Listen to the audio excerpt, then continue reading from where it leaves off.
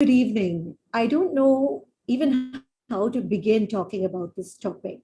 Dealing with loss, sorrow is so devastating. Surviving suicide loss is equally, if not more complex. And suicide is just not an easy topic or an easy subject to talk about. But we must, as the statistics are alarming. The National Crimes Bureau declared in 2020 that there were 381 deaths by suicide in India daily in 2019. And this was before the pandemic. The numbers, please let it sink in. But what is also there, and what this made me realize, that there are also 6 people grieving the loss, and what we call the survivors of suicide loss. And this I learned when I was reading Nandini's book, which she has just released. It's called Left Behind. And Nandini Murali has beautifully, and I can say poignantly, transmuted her sorrow into a powerful voice that sheds light not on the act itself, but the shame, the secrecy, the guilt that's involved in dealing with its aftermath. In her book, Left Behind, she writes a narrative that is profound as well as heartbreaking. And I'll already warn you, it is really, really difficult at times to read. But through her work, she addresses how to overcome the shame, the secrecy, the silence, and the stigma. So, first of all, Nandini, you are a brave, brave, brave woman. Welcome to Sipping Thoughts, and thank you for being so open and sharing your story with everyone. We hope that speaking openly about suicide and the plight of the survivors of suicide loss will help us understand this, will help educate us, as there's very, very little information available about it otherwise. So, Nandini, once again, a very warm welcome to you, and it's our pleasure to host you today. Thank you, Sukirti, for inviting me onto the show. And thank you for your sensitivity and warmth. I'm deeply touched. Nandini, I know it's painful, but please do tell us in your own words what happened. That's a very long story, but to cut a very long story short, April 27th, 2017, uh, it's a day which might just be any other day or any other date for most people. But for me, that was the day my life changed forever. Um, I was traveling to work on Chennai. Just 2 days back, I'd left. I live in Madurai, so I traveled to Chennai on work. And it seemed like just any other work trip. And I remember rustling up silky soft fulkas and paneer korma for Murli, my husband. Murli had grown up in Delhi, school and college in Delhi. So he's very fond of North Indian cuisine. Yeah, so, and finally I learned to make it, I thought, reasonably well. So, it was just like any other day, and I promised to be back in 2 days. But then when I returned on April 27th, 2017, I usually call him up on his mobile and he would open the door. But that day I called him, I think, 10 times, and there was no response, very unusual. So I just felt something was wrong, terribly wrong. I remember I scampered like a monkey, an agitated monkey, onto the parapet wall, which directly overlooks the bedroom window. And appeared the duvet was on the bed, his mobile was on the bed, he was not there. So again, what do? Again, I scampered down, like this time very tangibly agitated, and something is really wrong. There's the main door is locked. Then I go to the French window at the back, and I expect it to be bolted, but when I bang on it, it yields. And then I remember sprinting like a leopard into the home, calling out his name. And by then, there was I just felt this very palpable presence of a deathly silence in the home. Go into the bedroom, it's empty. Sometimes he would be lying on the beanbag watching a movie. So I peer down, don't find it. And then something propels me to go into the bathroom. And I still remember my hand holding the metallic knob. And, I think I was almost on a threshold. And then when I opened the door, I find him sprawled in the bathroom and he was dead. And I think that was the day, that was the moment my life changed forever. And since then, it's always been before the suicide and after the suicide. Yeah. It's very, very painful. It's even painful, the recollection. And I know you write this even in your book. We all think that something like this will never happen to us, anyone in our family. And you also felt like this, but your statement, I really, it hit me hard. Do not ask why me, but ask why not me. It really made me sit up because we really need to think a lot more about what is the work we require to do to prevent suicide. Yeah, sure. This is this whole victimization narrative, why me, poor me. And I remember that is my spiritual guru who, gave me that beautiful line, just I think a few minutes after the tragedy. And at that point, I don't know whether I really processed it because I was kind of so overwhelmed.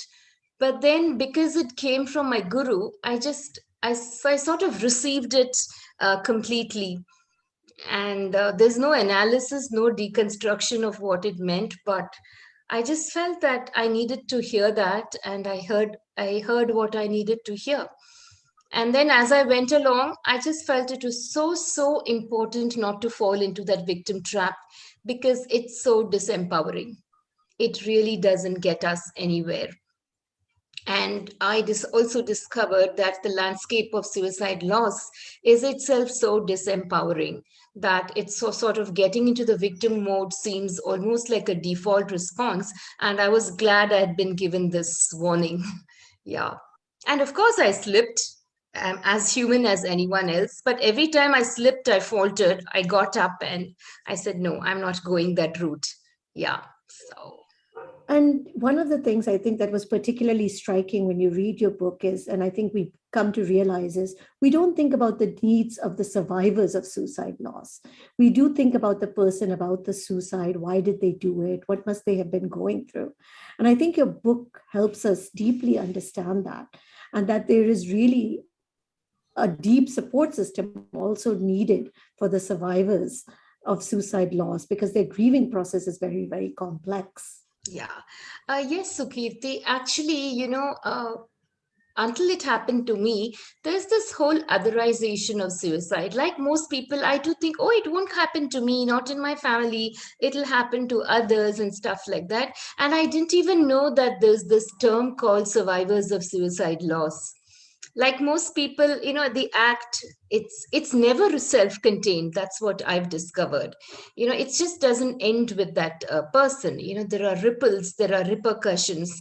And I remember, I think even 15 days after the tragedy, I was doing a Google search because I was flummoxed. I was wondering what was happening in my life, because that was when, everyone had gone back to their lives and I was left, in a rubble. And, I was facing debris and rubble. And here I was, I had to reconstruct, rebuild my life. So where do I start? And that was when I first heard of the term survivors of suicide loss. And that was, oh, I didn't know this. Oh, and then I realized, okay, we are now members of a club where our membership is purely by chance, never by choice. And that was when I first heard the word postvention. How do you address the needs of this very marginalized community? I mean, we're almost the forgotten mourners in the suicide landscape, or in the landscape of loss and grief, because our grief is very disenfranchised. Big word, but simply means our right to grieve has been usurped. And that was one of the reasons I wrote Left Behind, because I just felt it was about telling my narrative, telling my story on my terms, and thereby reclaiming my power. And I also felt a great sense of responsibility because I felt I was speaking on behalf of so many survivors of suicide loss, not only in our country, but everywhere in the world. So because suicide grief, as I discovered, is it's not socially acceptable. You can't really go tell people, oh no, my loved one died of suicide. So we people impacted by suicide loss, we find socially acceptable, we invent socially acceptable reasons for the cause of the death. I mean, nowhere would in nowhere in other kinds of deaths would survivors be compelled to do this.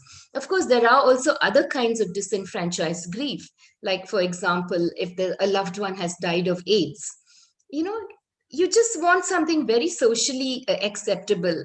And therefore, for those of us who are going through disenfranchised grief, there's this huge empathy deficit.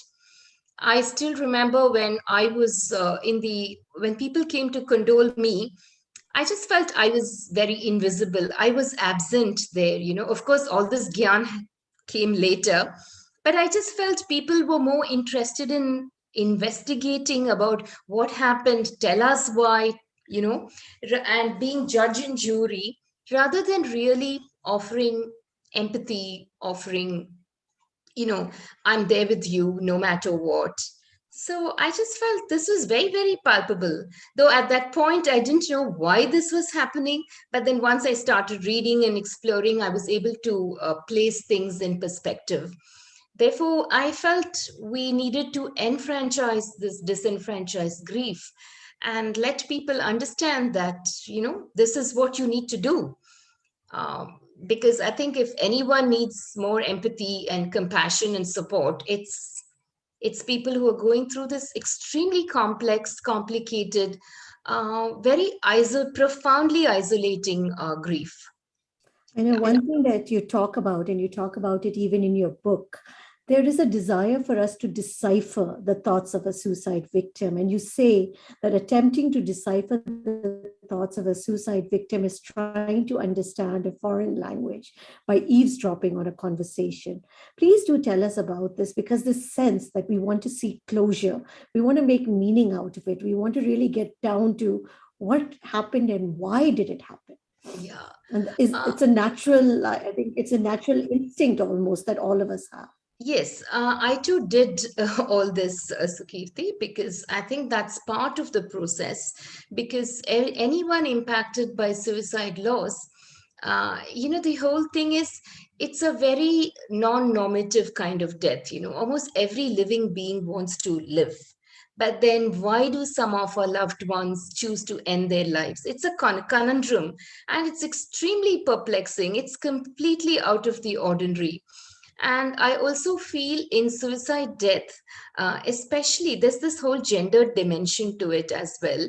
And I sort of came across this when I was talking to other people impacted by suicide loss for my book. And there's this huge commonalities I found, you know, the sense of victim blaming and shaming, you know, and especially if they happen to be women who've lost their husbands or who've lost their children to suicide. It's almost like an indictment of your role as a wife or as a mother. So there's this huge sense of, you know, didn't you see it coming? You know, indictment of your role as a parent, as role as a wife.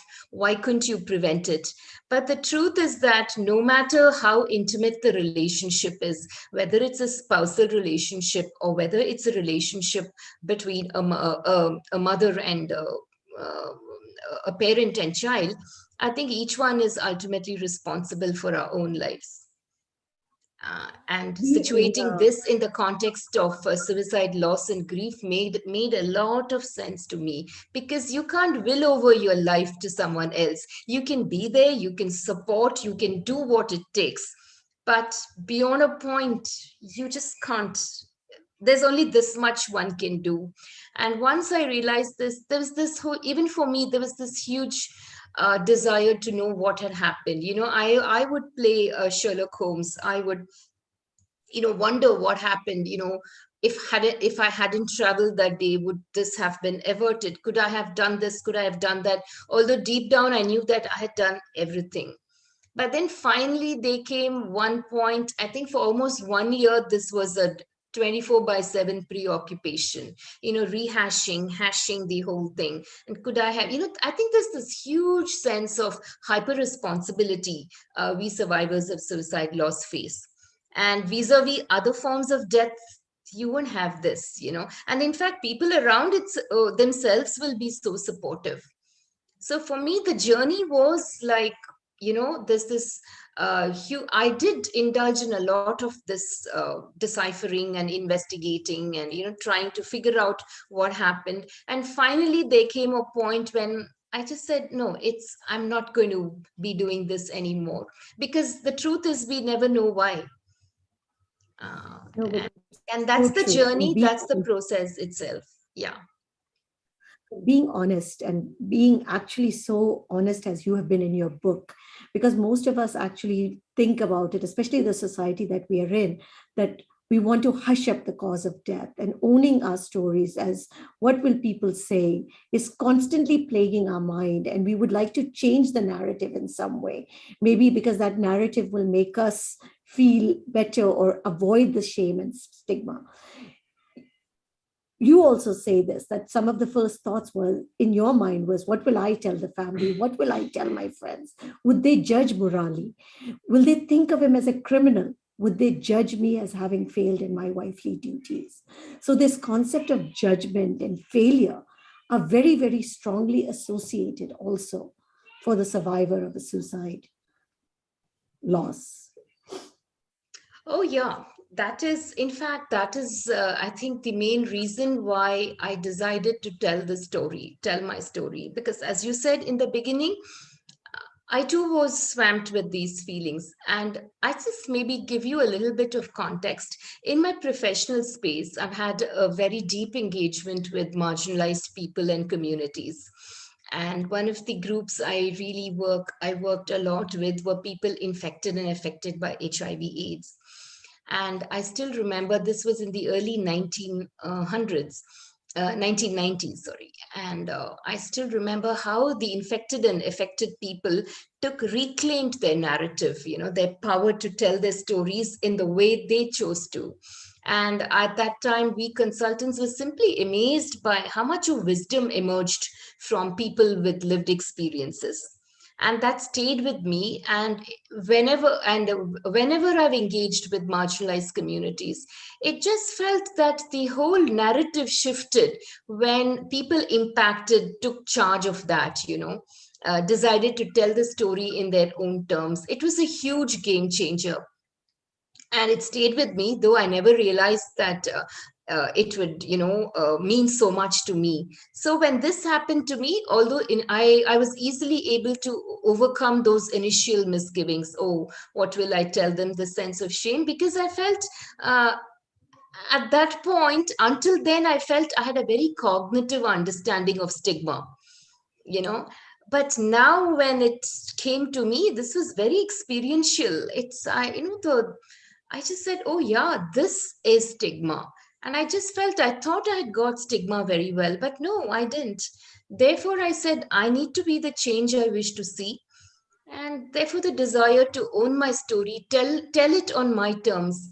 And I never did an opinion poll. I never asked anyone, do you think it's right to tell my story? I just told my story because there was a great compelling need within me. There was this energy within me which said, tell this story. And sometimes I just felt I was just a chosen instrument for the story to emerge.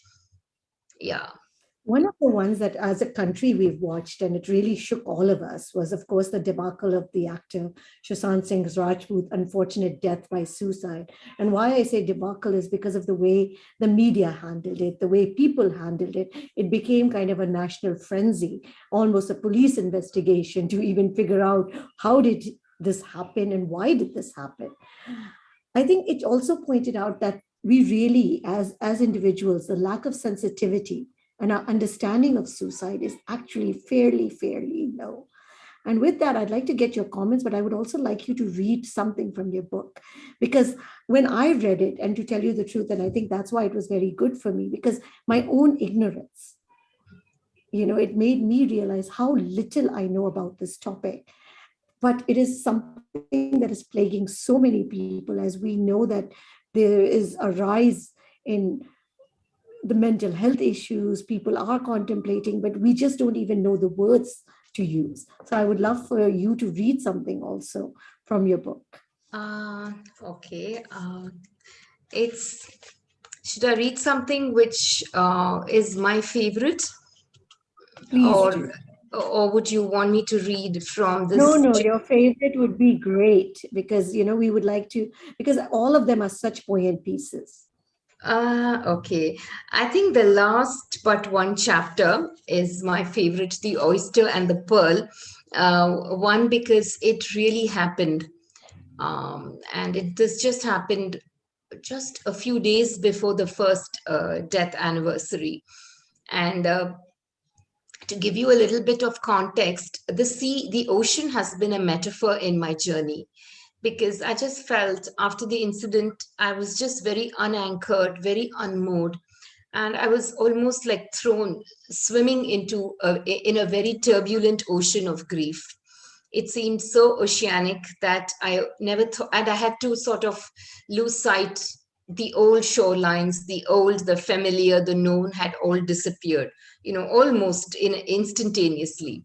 And I just felt so marooned, and I never thought I would even reach shore, find my new bhumi, so to speak. But then at the end of 1 year, I go to this lovely coastal village, Dhanushkodi, which is in the southern part of India. It was a completely unplanned trip. And there was this friend of mine who wanted to go there. And so we went.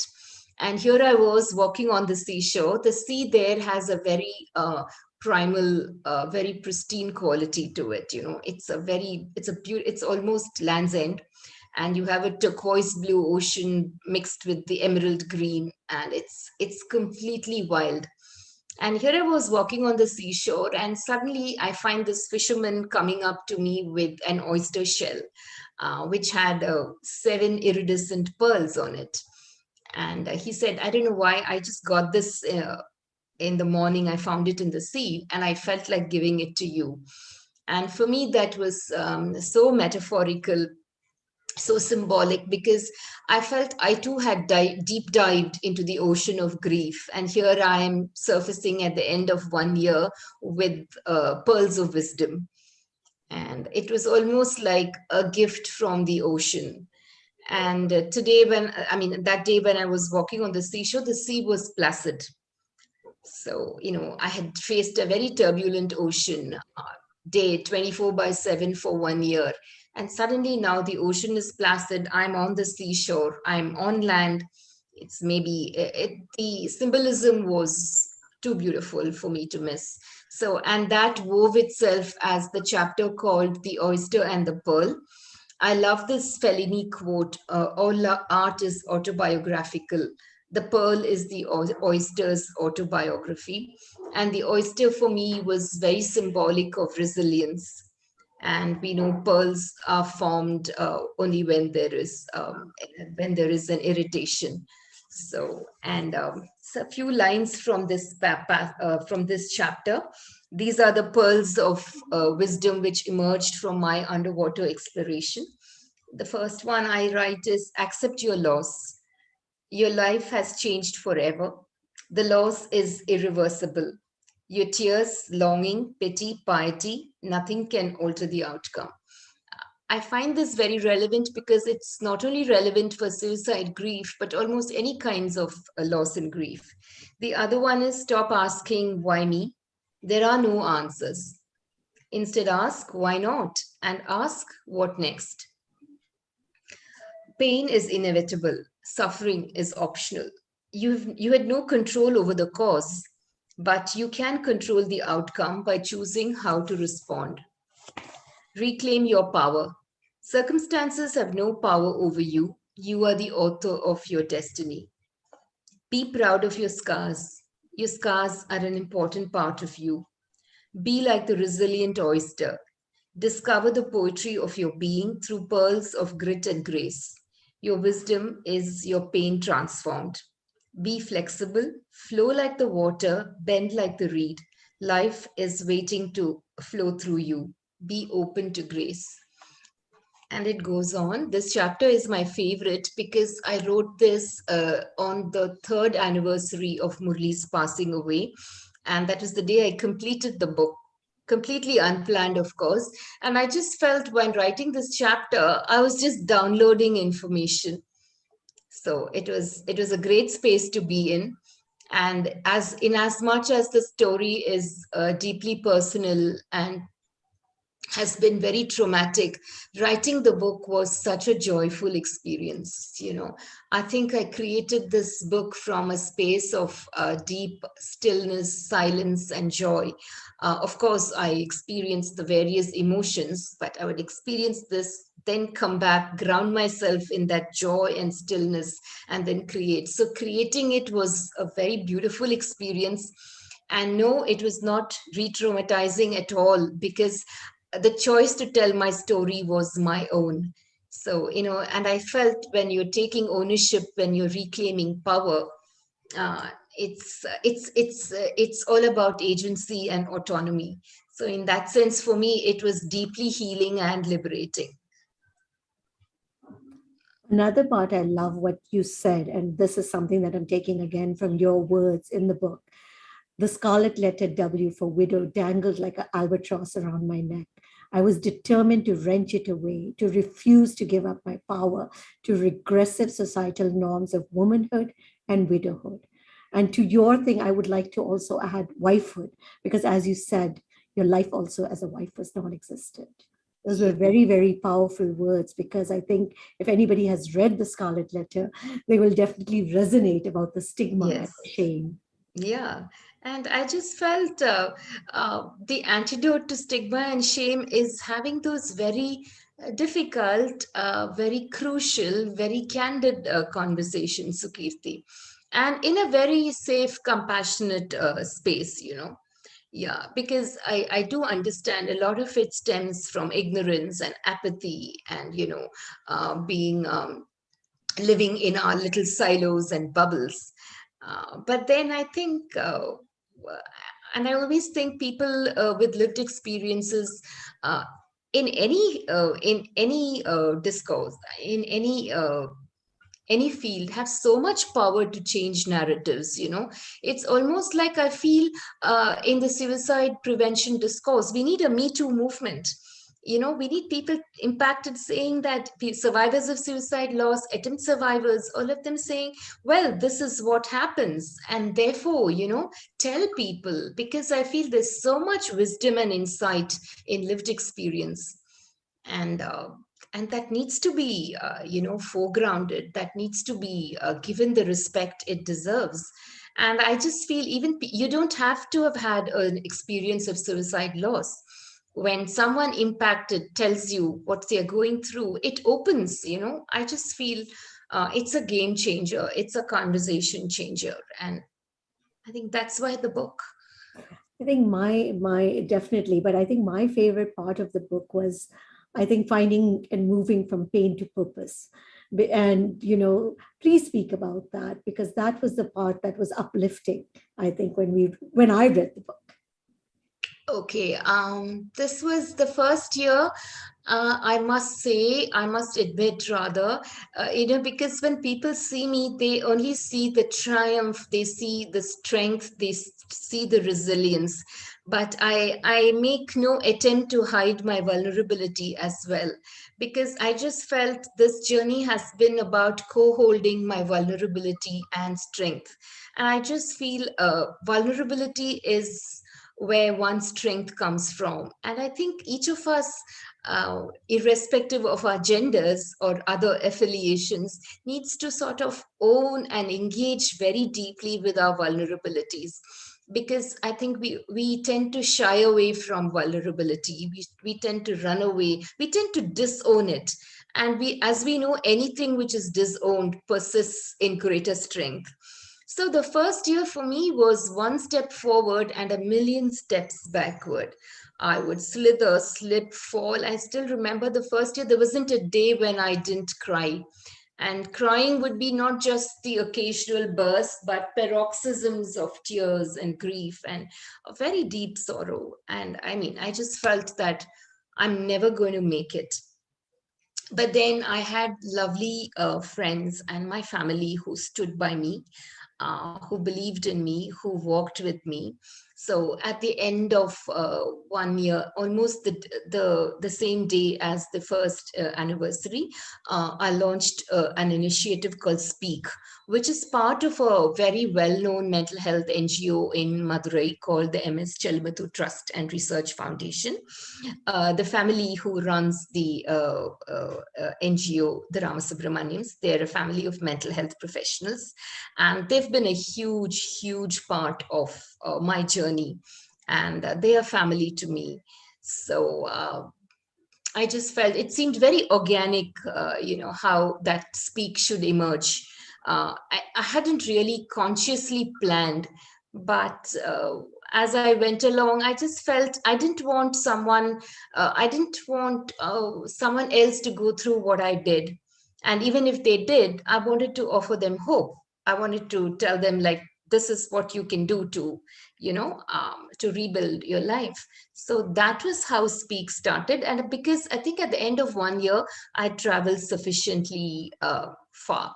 And also, my other inspiration for setting up Speak was Dr. Shanti Ranganathan, who is very well known for her work in de-addiction psychiatry. So, again, that was a lived experience for her too. And I've been hugely inspired by people with lived experience who have transformed their pain into purpose. So that's how Speak emerged. And over the last, we're a fledgling little initiative, but then we've been doing a lot of awareness, advocacy, sensitization for diverse stakeholders. And then about a few months back, we set up our helpline, a mental health helpline called Speak to Us. So that's where we are. And then my book has emerged now, and we hope that this would be an advocacy tool. And I think Speak believes in creating those very safe, supportive spaces for informed conversations on suicide. And we look not only at people who have been suicidally ideated, attempt survivors. We offer them treatment and ways to come out of this, professionalized medical services. And then for those impacted by suicide loss, how do we rebuild, how do we help people rebuild their lives? And for me, one of the things which has been hugely helpful in my journey was membership in online support groups for survivors of suicide loss. And we hope to be able to offer that as well. Because I think there is a great sense of normalization of the loss, which happens when people impacted by this loss come together. And, I think that is what is really lacking. We want people to say, okay, it's okay to have gone through this because others like me have also gone through this, and here's how they've dealt with it. So, this is great comfort in normalizing something which is so stigmatized. Yeah. So That's definitely, I think one of the things that your book definitely does is help us understand. And it's not a small number of people that are actually impacted or affected by this. So definitely as a society, we definitely need to think about it. But something that also struck me is your uncle wrote in a letter to you, one can never suffer a loss like you did and be normal again. And as we close, I'd like to ask you, what is the new normal for you? well, that's a good question. I must mention that this book would not have been possible without the love and support I got from my uncle. Because a day after the tragedy, when he spoke to me, he sowed the seeds of the book. And he said, I know it's impossible to write the book now, but whenever you're ready, you're going to write for this book. And I remember, I think it's very important that I share it here because I've written other books and I normally don't have a structure in mind when I write. It just unfolds. But for this book, I couldn't write the book because I didn't know where to start, where to end, because my life itself seemed very chaotic. So I still remember when I visited him in the US, we had this, we drove to the Grand Canyon. We spoke for about 5 hours nonstop. That was a a life-changing road trip. And I was talking about what happened and how this book would emerge. And then he said, now you got to write the book. And I said, no, I can't write. He said, no, actually, it's an audio book. I wish I had recorded it. Your book was there. And I remember after we went back home, we sat and really structured the book. The title of the book, the chapters, everything is uh, as is.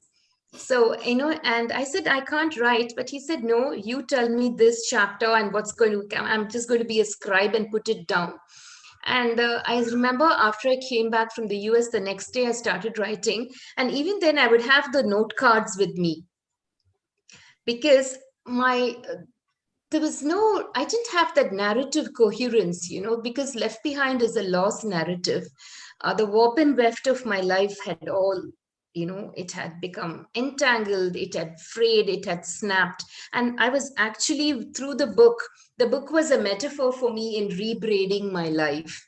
So I was really literally reweaving my life with the warp and weft, and that was an extremely fragile, very, very vulnerable process. And I still remember I would write every chapter, send it to him, and eagerly wait for the email. Very compulsively, I would check the email, wanting to know the feedback.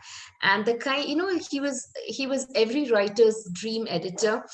And he was not only my uncle, he was a parent figure, he was my therapist, he was my best friend, he was my editor. He actually co-created the book. And I couldn't have written the book without, and there were times when I couldn't write. And he would say, no, it'll proceed, it's just okay, so be with the process. So that is something I'm so blessed to have him in my life and be part of the book. I just felt he co-created the book with me. The other thing is coming back to the new normal. I said this because I think the book was part of my transition to new normal. It's a phrase which is used so glibly, it's almost become a cliche these days. But I discovered that establishing the new normal is not as easy as it sounds. No one ever told me that life would never be the same again, especially after a loss like this. I think that's what my uncle meant. He said, nobody after going through a loss like this can ever hope to be normal again. And so, what is normal? So, for me, I discovered the new normal for me was uh, not living my life exactly as I lived before. Because for me, that is now, it's part of history, it's the stuff of memories, it is nostalgia. So, how do I do things differently? I had to do it differently. For one thing, I shifted my bedroom upstairs because it was impossible to use the old bedroom. That was part of my new normal. Uh, and the other thing was, I loved cooking, as I shared with you. I find it impossible to cook these days, simply because whenever I step into the kitchen, I get overwhelmed. So I don't cook these days, and it's rare if I cook. And my live-in domestic help is, in fact, she's astounded because I don't cook. I'm not able to. So I guess that for me is part of the new normal. Another thing part of the new normal for me is engaging in activities which give me a lot of joy and purpose. And doing so many things very differently. A lot has changed, much has changed, but much still remains the same. And I think re-engaging with the new normal is a very ongoing process. Actually, in the initial stages, the new normal seemed very, very daunting. Actually, the second year of the loss for me seemed more challenging than the first, because in retrospect, I realized I was operationalizing the new normal, and it involved a lot of trial and errors, and what works, what doesn't work, so many things. And I think the new normal is about transitioning. It's not about change. And I think the new normal is as much psychological, physical, emotional, spiritual, all of those things. And it's an ongoing challenge. I don't think one ever arrives with the new normal. It's doing many things, doing many things similarly but very differently, but also being aware that something fundamentally inside me has shifted, Sukirti. I just feel this is Nandini 2.0. And sometimes I miss the old Nandini. I just felt she died with Murli. I just find I'm so resourceful, so super independent, so resilient. And I just feel I can handle anything. I'm not saying this with a sense of bravado or a sense of, I've arrived, but I just feel I've faced the worst possible thing. So on a scale, nothing can be worse than this. So here I am, I just no matter what. So, that's me. And I just feel something has fundamentally shifted within me. And yeah, this is 2.0, as I said. Yeah. So it's a pleasure to have met you. And I'd like to close with the cover, what Dr. R. Raghuram said. This is an exceptional book which documents the pains and the laceration of existence after the loss of a loved one. A remarkable piece of writing, at once utterly compelling, deeply affecting, and emotionally truthful. So thank you for sharing your story. And I know it's a deeply painful one, but I think it's one that also makes us all understand a lot better. And thank you for educating us. Thank you, Sukirti. I just love this sensitive, warm, and engaging conversation with you. Thank you for having me on Sipping Thoughts.